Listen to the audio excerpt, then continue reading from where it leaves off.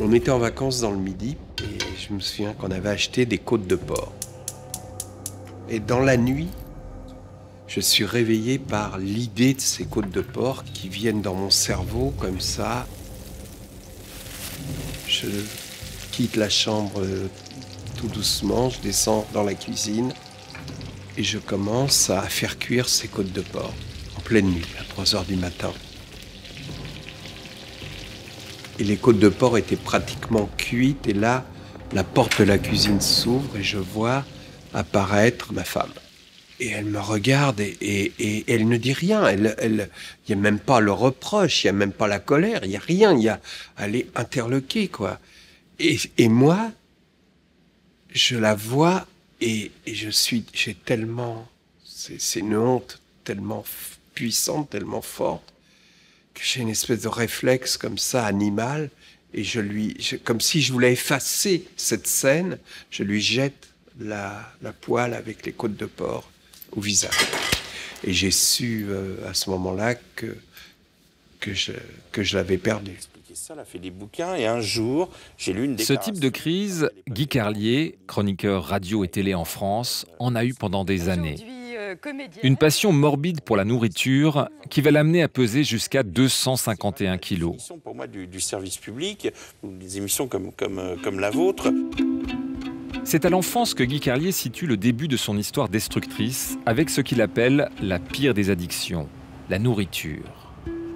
À son premier jour de garderie, alors qu'il est seul et effrayé, les monitrices le rassurent en lui donnant à manger. Des femmes gentilles et qui me donnent des côtelettes de porc, justement, avec de la purée, vous savez, puis je fais... Tu veux de la sauce pour faire un petit volcan, enfin tout, quoi. Et puis au dehors, il y avait la violence des tables d'enfants qui chahutaient, qui criaient, et moi j'étais rassuré par ces femmes qui me donnaient à manger. Tout était écrit là. À partir de là, Guy Carlier aura une relation émotionnelle avec la nourriture. Ce qui va l'emmener loin, jusqu'à ce que la nourriture prenne le pas sur l'entier de sa vie.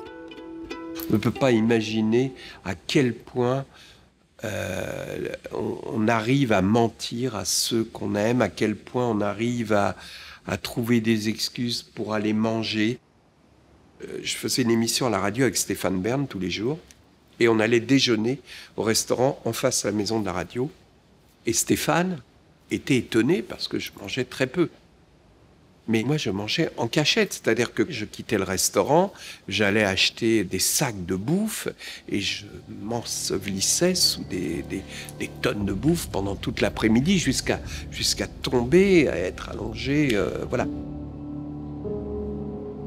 Vous ne pouvez pas être raisonnable et vous dire « Putain, va te voir dans la glace, regarde ce que t'es quand t'es à poil. » Tu vas pas... C'est-à-dire que vous perdez le contrôle. Si j'avais cru à des esprits, des machins, j'aurais dit « je suis possédé », quoi. Possédé, comme sorti de son corps, incapable de s'arrêter de manger. Manger pour soulager une douleur, remplir un vide.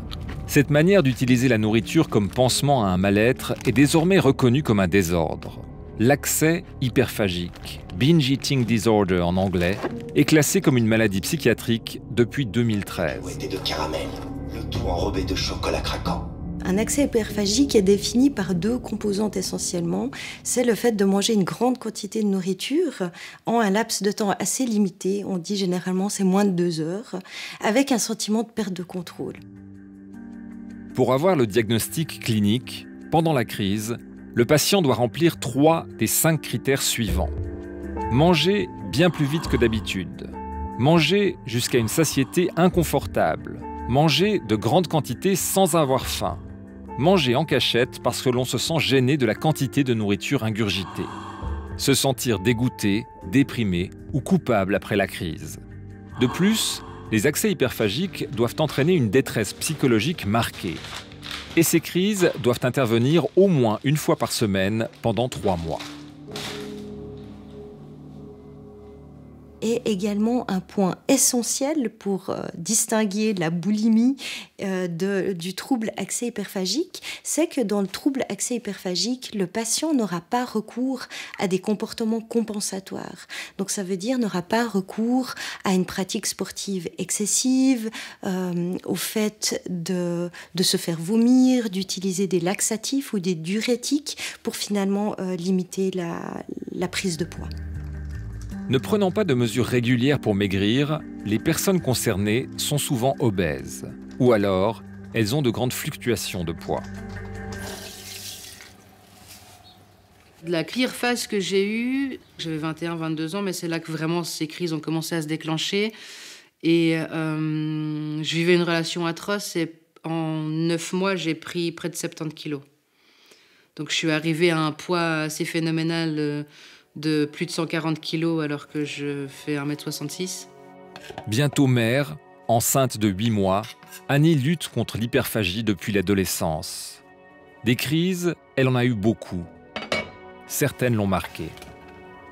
Ça commence simplement où on va se lever pour aller chercher quelque chose à boire et par réflexe, en arrivant dans la cuisine, on va ouvrir la porte du frigo ou la porte de l'armoire.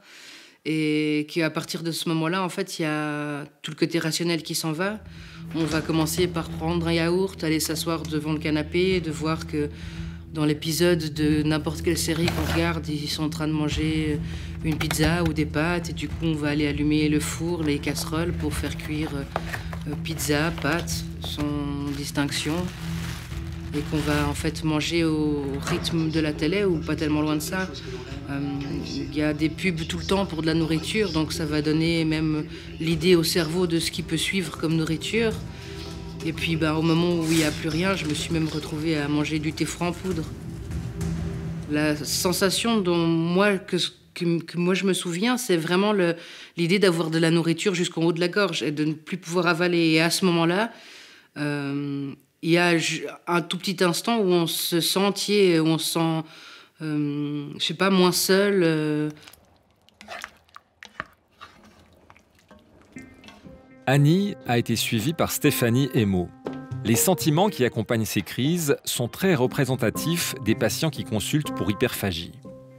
Régulièrement, la personne avant la crise est dans une situation d'inconfort, surtout émotionnel. Vraiment, la dimension émotionnelle est très fréquemment décrite et étayée par la littérature et les recherches scientifiques, où vraiment la personne se sent déprimée, triste, anxieuse.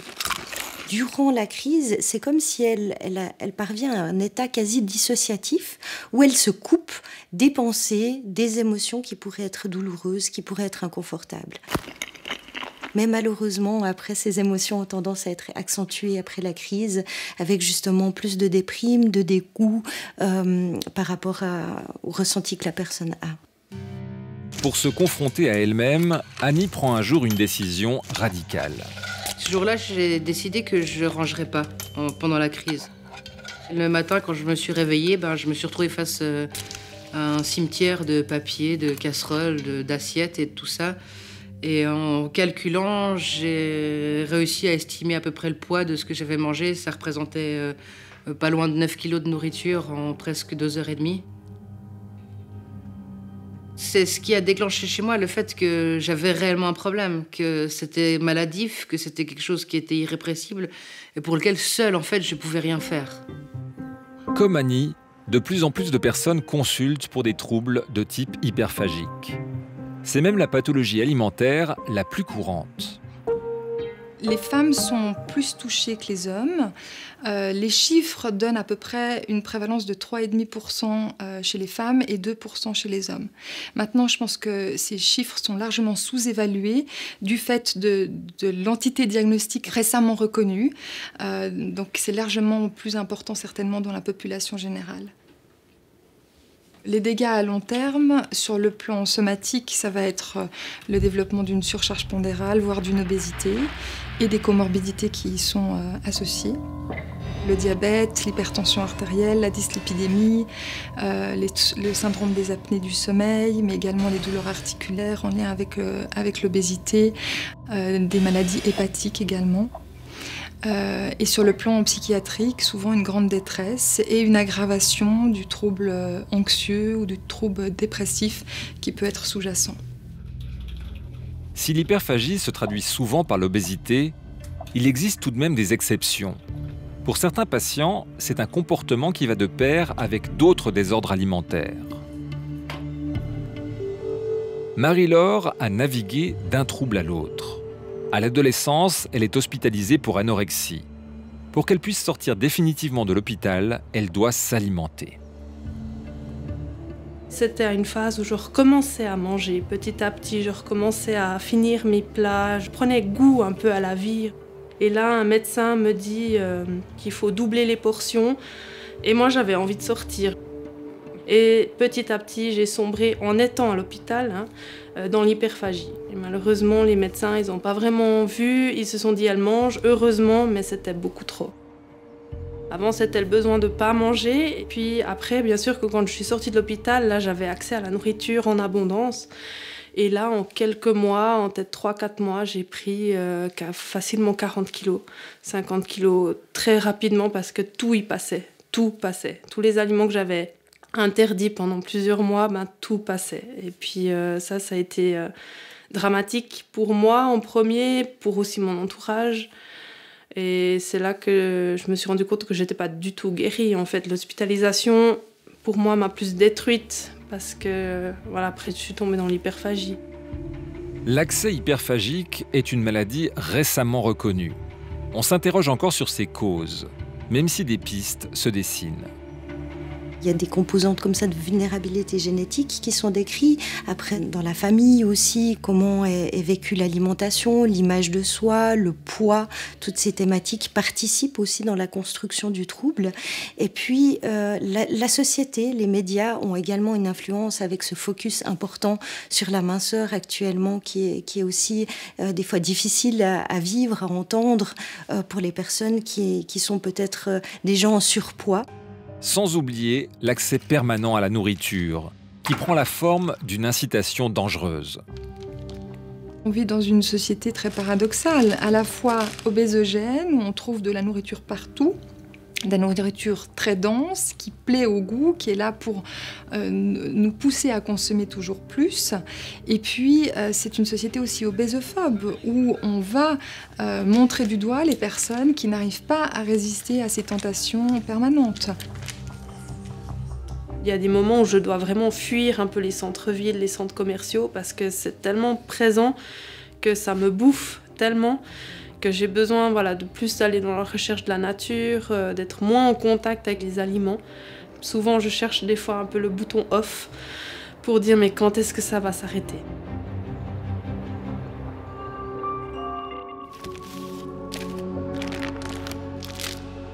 Un trouble du comportement alimentaire, à mon avis, c'est une maladie qu'on a à vie.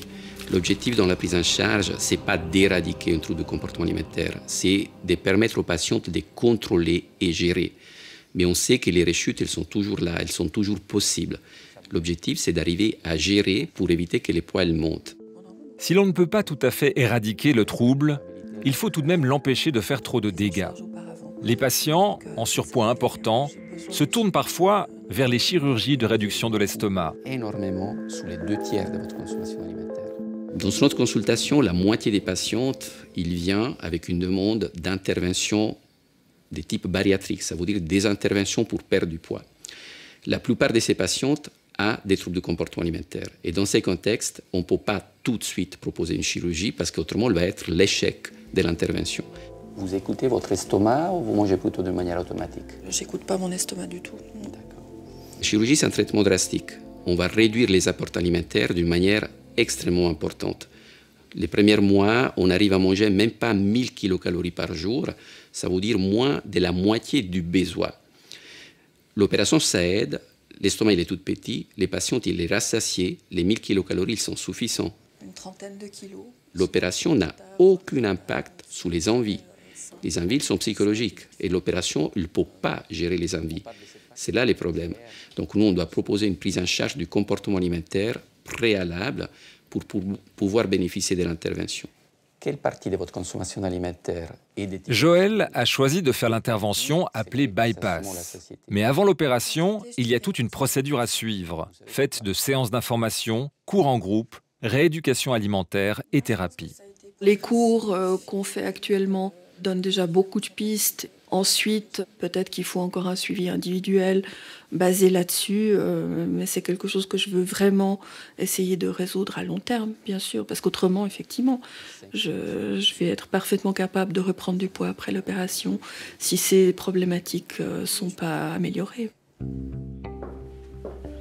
Comme Joël, Myriam choisit aussi la chirurgie. En 2005, alors qu'elle pèse 163 kilos, elle subit un bypass à l'hôpital de Bienne.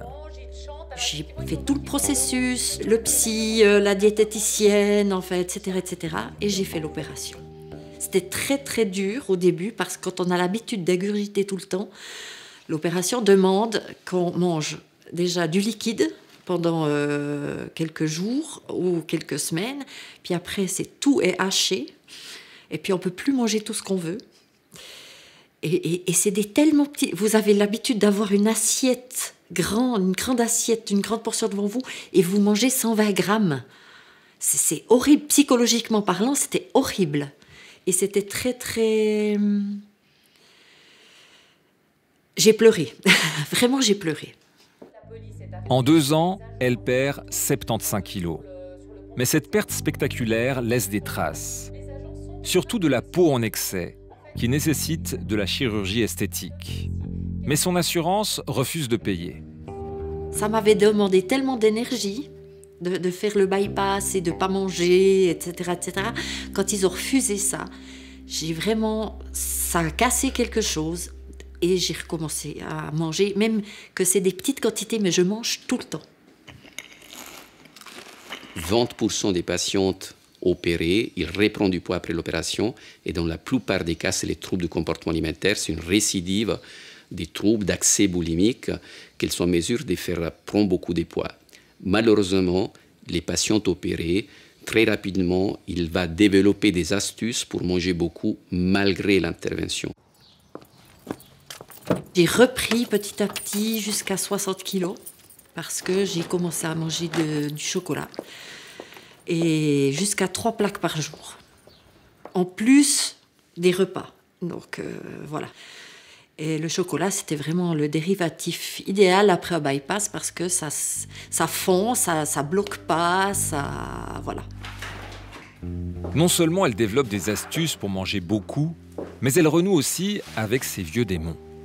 Tout ce qui est émotion demande de la nourriture, que ça soit de la joie, de la tristesse, de l'énervement, de la colère, tout demande de la nourriture. Alors c'est mes réserves pour le week-end, et puis quand je suis au lit le soir, et puis j'ai encore quelques grignotis dans le tiroir pour si jamais il y a une envie et que je ne doive pas me lever comme ça. Le bypass ne change pas ce qu'on a dans la tête. Et ça, c'est quelque chose de très difficile à gérer. Parce que dans la tête, on a beau... Parce que j'ai fait un travail sur moi, évidemment. Je ne suis pas passée par là comme ça. Et je travaille encore sur moi là-dessus. Mais ça n'enlève... L'obsession de la nourriture, c'est le cerveau qui la gère. Ce n'est pas votre estomac. C'est vraiment une obsession et les gens qui n'ont pas ça ne comprendront pas. Ma foi, voilà. Cette incompréhension est un obstacle de plus à la prise en charge. Elle peut même décourager les patients à consulter. On se retrouve face à des patients qui ont souvent l'idée qui est véhiculée dans notre société que s'ils souffrent d'obésité, c'est leur responsabilité et que leur faiblesse face à la nourriture n'est que le reflet de leur manque de volonté globale. Donc c'est déjà important qu'ils puissent savoir que c'est un diagnostic et que c'est une maladie et qu'il faut la traiter. Le diagnostic de l'accès hyperphagique est récent. Mais il existe déjà des outils thérapeutiques pour aider les patients. Donc après avoir posé le diagnostic et l'avoir expliqué aux patients, C'est des thérapies de type psychothérapie cognitivo-comportementale qui sont proposées. Il s'agit d'identifier les déclencheurs de la crise, de les comprendre et d'essayer de modifier le fonctionnement de ces patients lorsque déclencheur il y a. Tout ce qui provoque les crises est appelé déclencheur en psychologie. Ils peuvent être situationnels, cognitifs, physiologiques, sensoriels ou encore émotionnels. La première étape, c'est de les identifier. Cela passe souvent par une observation finalement au quotidien de comment la personne mange, en remplissant par exemple des carnets alimentaires qui vont tout d'abord nous permettre de trouver quelle est la meilleure porte d'entrée pour la psychothérapie, que ce soit de prendre en considération que c'est plutôt un type d'aliment qui génère les crises ou un moment dans la journée, une situation ou les émotions. Et là, on travaillera beaucoup plus sur la régulation des émotions avec différentes techniques. Ou est-ce que c'est purement finalement les pensées qui génèrent les crises? Donc, toute cette observation au début de prise en charge va nous permettre d'orienter, d'individualiser la prise en charge du trouble accès hyperphagique. En plus des déclencheurs, ce sont les origines de la maladie qu'il faut comprendre. Un travail laborieux que Guy Carlier a entamé il y a 10 ans. D'abord, j'ai compris d'où ça venait, j'ai compris quels étaient les mécanismes, et bon, une fois que vous savez ça, il faut quand même se battre. C'est pas une révélation, vous ne dites pas, tiens, ah bah oui, je vois d'où ça vient, ça y est, j'ai plus de crise, pas du tout. Guy Carlier a réussi à dompter ses démons. 9 mois dans une clinique pour addiction, un bypass et 3 chirurgies de peau ont été nécessaires. Mais il a perdu 125 kilos. Lui se sent aujourd'hui guéri. Je n'ai pas fait de crise depuis 10 ans. Et je sais que j'en ferai plus jamais. J'ai retrouvé cette confiance en moi, cette force. Et puis, j'ai en plus, si vous voulez, maintenant un estomac rétréci. Donc, j'arrive à satiété très vite. Ça, c'est mécanique. Sur le plan physique, je dirais, et sur le plan moral, je me sens bien avec moi, quoi. Je m'aime bien. Annie n'a pas eu recours au bypass. Après avoir consulté et suivi une thérapie de 8 mois, c'est une rencontre qui a changé sa vie. Je me suis mariée, je suis enceinte.